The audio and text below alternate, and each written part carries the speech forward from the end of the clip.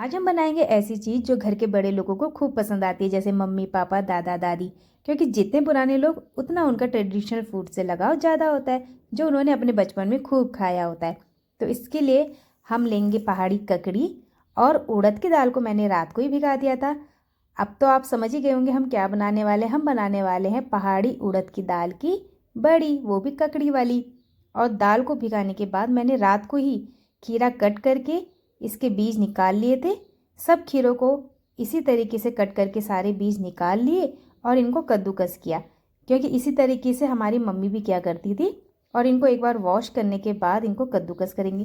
पहले तो मैं छिलके के साथ इसी तरीके से कद्दूकस किया जाता है, पर ऐसा करने में क्या होता है ना, छिलका भी छिल जाता है, कद्दूकस हो जाता है उसके साथ। तो मैंने क्या करा, इसका सारा का सारा छिलका निकाल लिया और फिर इसको कद्दूकस किया, तो बहुत जल्दी कद्दूकस होता है।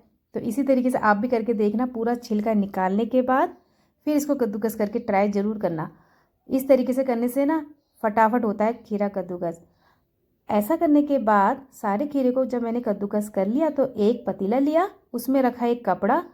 थोड़ा से खीरे को ऐसे मैंने हल्के से उसका रस निकाल लिया, क्योंकि पूरा परात एक ही बार में उठाने में डिसबैलेंस हो जाता है ना, इसलिए। और फिर इसको मैंने इस कपड़े के अंदर डाल के इस तरीके से मोड़ लिया और इसको बांध देंगे हम नल के ऊपर, जैसे कि मैं बांध रही हूँ इसी तरीके से। क्योंकि हमारी मम्मी भी ऐसी किया करती थी और जैसा हमने देखा है तो वैसा ही मैं भी आपको करके बता रही हूँ। और रात भर वो ऐसी रहेगा और उसका सारा का सारा रस निकल जाएगा। दाल को ले लेंगे। ये दाल छिलके वाली उड़द की दाल है। वैसे तो आप धुली हुई उड़द की दाल भी ले सकते हैं, पर मैंने छिलके वाली उड़द की दाल ली है। वही बात हो गई ना, जैसा देखेंगे वैसा ही करेंगे। तो मम्मी भी ऐसी किया करती थी तो मैं भी ऐसी ही कर रही हूँ। इसको 2-3 बार हाथ से रब कर लेंगे। इससे क्या होगा, छिलका ऊपर आ जाएगा पानी में।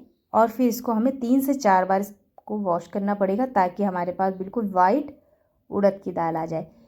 इसी तरीके से सारी उड़द की दाल को हम क्लीन कर लेंगे, छिलका अलग कर लेंगे। आप चाहे तो मार्केट से धुली हुई उड़द की दाल भी ले सकते हैं, पर क्या करें, पहले के टाइम पे ऐसी ही दाल होती थी तो पहाड़ों में इसी दाल को इसी तरीके से धो के छिलका अलग किया जाता था। तो वही तरीका मम्मी भी क्या करती थी हमेशा से, तो वही तरीका मैं भी करके बता रही हूँ आपको।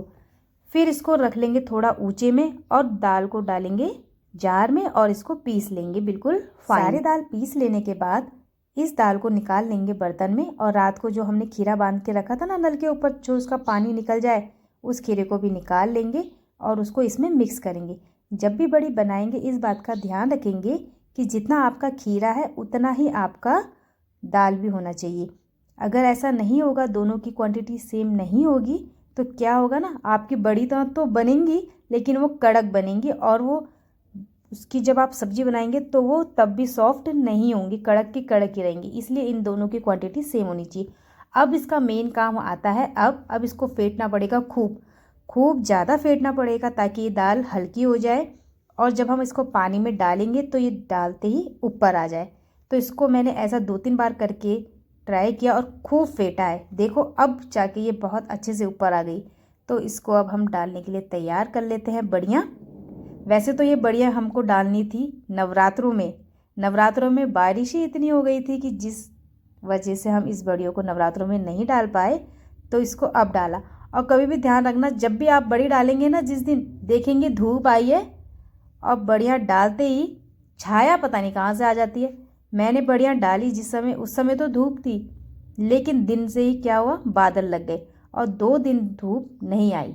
इस वजह से इनका कलर इतना खिल के नहीं आया, वरना फिर भी बहुत अच्छी बन के तैयार हुई। क्योंकि जिस समय मैंने डाली थी उस समय धूप थी, इस वजह से। एक दिन सूखने के बाद जब ये धूप में सूख जाएंगी, इनको पलट लेंगे, फिर इसको अच्छे से सुखा लेंगे। इस तरीके से अच्छे से सुखाने के बाद, पलटने के बाद 2-3 दिन की धूप लगा लेंगे इसको, फिर आपकी बड़ियाँ बनके तैयार हो जाएंगी। और जब भी आपका मन करेगा तो आप इसकी सब्ज़ी बनाएंगे और इसको खाएंगे भात के साथ, यानी कि चावल के साथ। और इसको स्टोर करके एयर टाइट डिब्बे में रख लेंगे, किसी भी डिब्बे में जो आपके पास है। तो इसको बना के ज़रूर ट्राई कीजिएगा। पहाड़ी भात और बड़ी की सब्ज़ी जो बहुत अच्छी बनती है, तो इसको बना के ज़रूर ट्राई कीजिएगा। प्लीज़ इंजॉय पहाड़ी खाना।